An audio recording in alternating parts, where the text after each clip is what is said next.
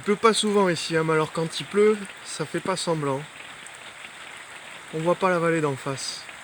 C'est fou.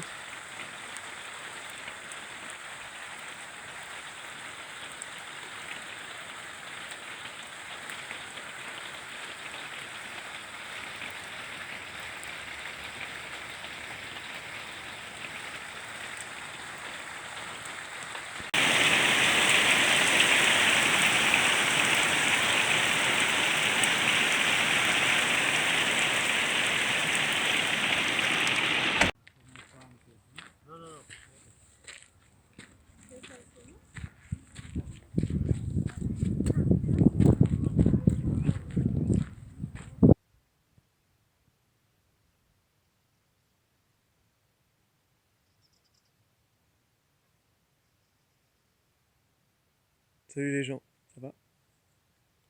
Alors en fait, sur ce petit coin-là, j'ai vu une vidéo récemment où c'est un Indien qui disait qu'il faisait une forêt en 2-3 ans seulement, en faisant pousser, non pas un arbre au mètre carré en les espaçant, mais en faisant pousser 3 arbres au mètre carré en les resserrant un maximum. J'ai pas poussé à l'extrême à ce point-là, mais comme vous pouvez voir là, j'ai 3 arbres au mètre carré et que j'espace d'1 mètre, donc c'est quand même assez dense. Alors, si je me trompe pas, j'ai un cerisier. J'ai derrière un sorbier, qui n'est pas un fruitier, mais qui va compléter pour la compatibilité des arbres. Et là, devant, je crois que j'ai des brugnons, nectarines, des brugnons. Là, derrière, j'ai un acacia. Mais en fait, c'est un mimosa. Mais mimosa est considéré comme un acacia aussi. Mais moi, je voulais un véritable acacia comme j'avais à Arcachon, mais ils n'ont pas ça ici. À côté, c'est pomme golden. Et devant, en bas, là, euh, c'est un abricotier. Là-haut, on a contre le poteau un petit kiwi. Au fond, on a le kaki, et plus proche, on a le pêcher, si j'inverse pas. Et l'autre jour, j'étais un peu plus loin en arrière, là, puis je vois un oiseau en l'air, qui commence à piquer, hop, et puis il arrive un petit peu dans ce coin-là, pour aller se poser un peu plus loin. Je suis venu là, et je me suis dit, ouais, c'est là que je vais mettre le 4e point, parce que je me suis dit, je vais encore en rajouter. Et là, j'ai des mandariniers, j'ai un poirier, et l'autre, ah oui, je crois qu'il est un peu froid, donc je l'ai mis il y a... Alors ici, je vais mettre des tomates et je vais mettre d'autres trucs qui vont grimper. Donc j'ai le 3e arbre ici, là, il s'est un peu caché pour qu'il ait un peu plus chaud la nuit. C'est un litchi. Voilà. Pas grande nouvelle des waterbox, parce qu'on sort à peine de l'hiver, hein, on est encore en mode février. Donc ça a poussé un petit peu, hein. Ça vient gentiment, regarde les manguiers. Bon, ici, pas vraiment. Ça dépend des endroits. Lui, je trouve qu'il a une meilleure tête qu'avant, même s'il prend beaucoup de temps à partir, mais ça y est, il commence à bien partir. Là, on a planté un avocatier, mais qui lui n'est pas en waterbox, on l'a acheté en pépinière. En cocoon, là-bas, il y en a un autre, et il commence à partir lui aussi. Voilà, c'est pas du waterbox, c'est du cocoon, ça coûte moins cher, parce que le waterbox, je sais pas, c'est pas une trentaine d'euros ou 20 euros, enfin, c'est du plastique, quoi, donc ça coûte. Alors que le cocoon, c'est du carton. Ah, je vous ai pas montré, j'ai des toilettes sèches. Donc je me suis pris un restant de chaise, j'ai vissé une lunette de chiotte dessus, et, et j'ai un bassin avec une poche poubelle, recyclable ou pas, parce que la poche je la jette un coup sur deux. Et donc j'ai ma sûre à côté. Donc là c'est un peu mal foutu, je viens de m'acheter un abri de jardin, un tout petit abri de jardin à 100 et quelques euros. Là, il y aura juste la place de mettre ça dedans.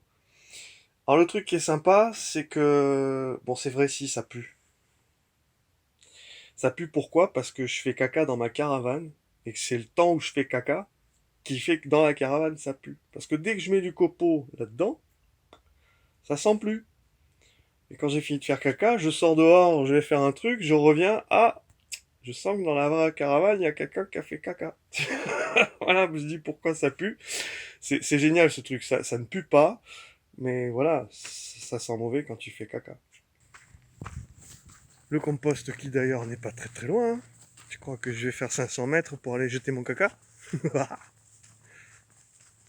Ah, je récupère plein de palettes. Je me dis que je ferai des trucs avec. Après, alors, je m'embête pas, hein, je suis la technique, hein, maintenant. Je coupe, hein, hop, je coupe des petites planches. Et je me dis qu'avec ces petites planches, je ferai des petits tasseaux.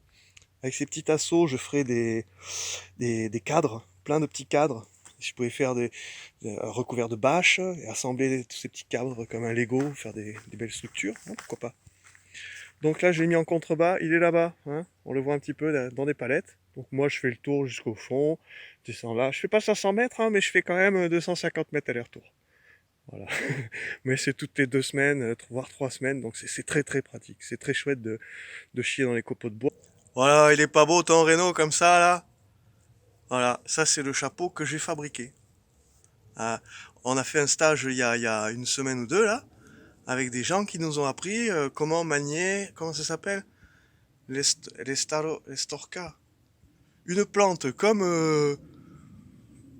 de l'herbe, ouais, mais qui monte haut, qui s'arrache un petit peu de façon particulière, hein, et qui se manie très facilement. Alors l'outil après idéal, c'est une grosse aiguille qui va faire allez, 2 ou 3 mm d'épaisseur, une bonne aiguille, qui va passer entre chaque lien à chaque fois, et on va pouvoir ainsi eh ben, faire un grand chapeau.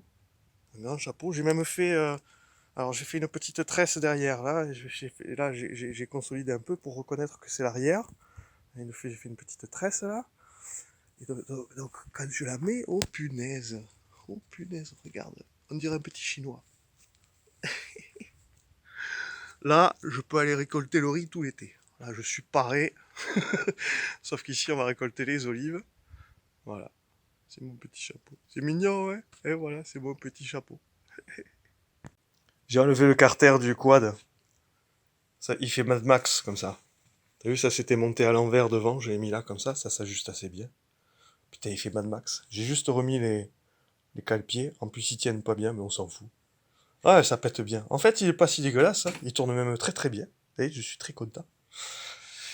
J'ai fait des folies en ce moment. J'ai craqué un peu mon blé. Mais bon, il va y avoir une crise, alors il faut prévoir, il faut investir. Alors son blé, quand on en a, il faut l'investir dans des choses qui vont durer.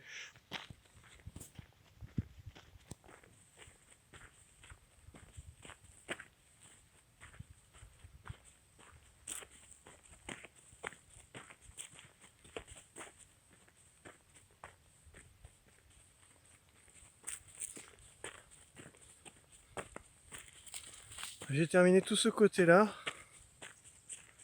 Taillage d'olivier, hein. Ça se voit un peu, hein, qu'ils sont un peu à poil.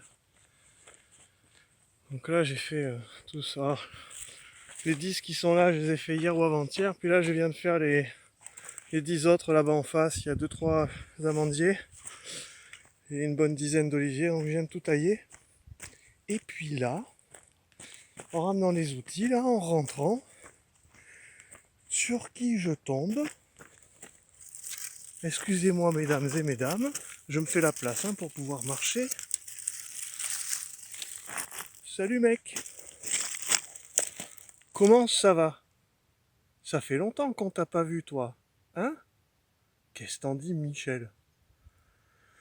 Moi je dis que ça fait très longtemps qu'on t'a pas vu. Voilà. Je suis très content de te voir. Tu passes à la télé, faut pas avoir trop peur. Ouais si ça fout les chocottes, hein. T'es sur un plateau, ils sont tous en train de te maquiller, qu'est-ce qui se passe?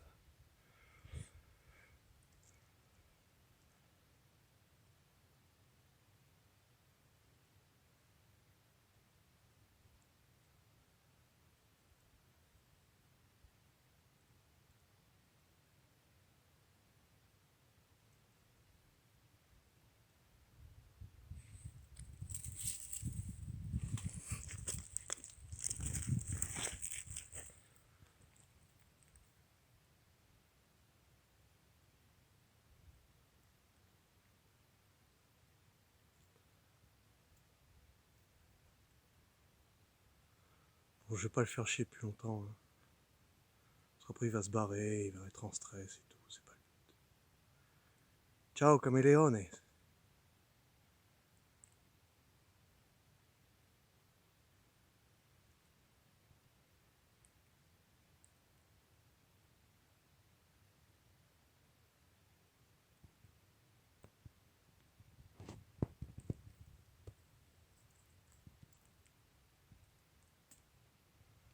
Et si on fait le tour, il fait demi-tour. Si je me mets là, par exemple, tu fais quoi? Tu optes pour un petit marche arrière, demi-tour, sur place. On bifurque sur la gauche. Gros virage gauche, serré sur la gauche, on serre, on serre. Allez, on fait un demi-tour. Ça se rapproche d'un demi-tour, ça. Qu'est-ce que tu es beau. Allez, c'est bon, je te fous la paix, tu vas te péter la gueule. Tu vas te péter la gueule. Lucien, redescends. Redescends, Lucien, tu vas te péter la gueule. Je t'ai déjà vu te péter la gueule, c'est pas le moment, Lucien.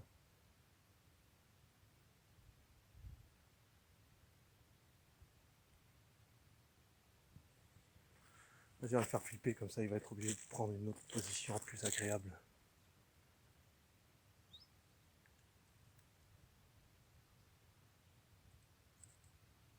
Ah ben voilà. Allez, on te fout la paix maintenant. Salut. Bon ben voilà, à peine commencé que je fais déjà une pause. Il faut que je fasse une structure, il faut que je fasse un plancher.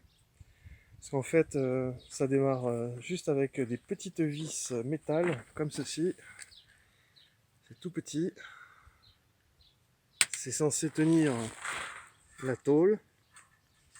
Ça la tient, hein.